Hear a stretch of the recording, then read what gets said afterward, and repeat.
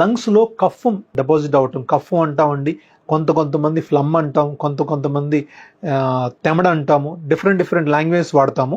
ఇది ఎందుకు డిపాజిట్ అవుతుంది అంటే, ఎప్పుడైతే మీకు ఎయిర్వేస్లో ఇరిటేషన్ వస్తుందో, అది ఇన్ఫెక్షన్ వల్ల అవ్వచ్చు, మీకు వేరే జబ్బు వల్ల అవ్వచ్చు, ఐఎల్డి వల్ల అవ్వచ్చు, లేదంటే లంగ్ క్యాన్సర్ వల్ల అయి ఉండొచ్చు.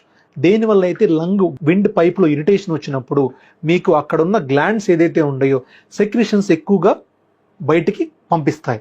ఆ సెక్రిషన్సే మీకు కఫం రూపంలో బయటకు వస్తాయి. ఈ కఫం అనేది ఏ కండిషన్ బట్టి డిపెండ్ అయి ఉంటుంది. అదే కఫం కనుక థిన్గా ఉంటే మనం ఏమీ క్లియర్ చేయాల్సిన అవసరం లేదండి, ఆటోమేటిక్గా మన దగ్గుతోనే అది క్లియర్ అయి వస్తుంది. ఎప్పుడైతే కఫం థిక్గా ఉండి ఏదైనా లోబ్ కానీ ఏదైనా సెగ్మెంట్ కానీ బ్లాక్ అయిపోతే ఎక్స్రేలో కానీ సిటీ స్కాన్లో దాన్ని మనం బ్రాంకోస్కోపీ పద్ధతిలో ఒక చిన్న ట్యూబ్ మనకు నోస్లో నుంచి కానీ మౌత్లో నుంచి కానీ లంగ్స్లోకి పంపించి బ్రాంకోస్కోపీ పద్ధతి ద్వారా ఆ మ్యూకస్ ప్లగ్స్ ఏదైతే అబ్స్ట్రక్ట్ అయి ఉన్నాయో వాటిని మనం రిమూవ్ చేసి ల్యూమెన్ని మనం డైలేట్ చేసి ఏదైతే కొలాప్స్ అయ్యి పని చేయకుండా ఉన్న ఊపిరితిత్తులో ఒక పార్ట్ పనిచేయట్లేదో దాన్ని ఓపెన్ చేసి దాన్ని పనిచేసేటట్టు చేయొచ్చు.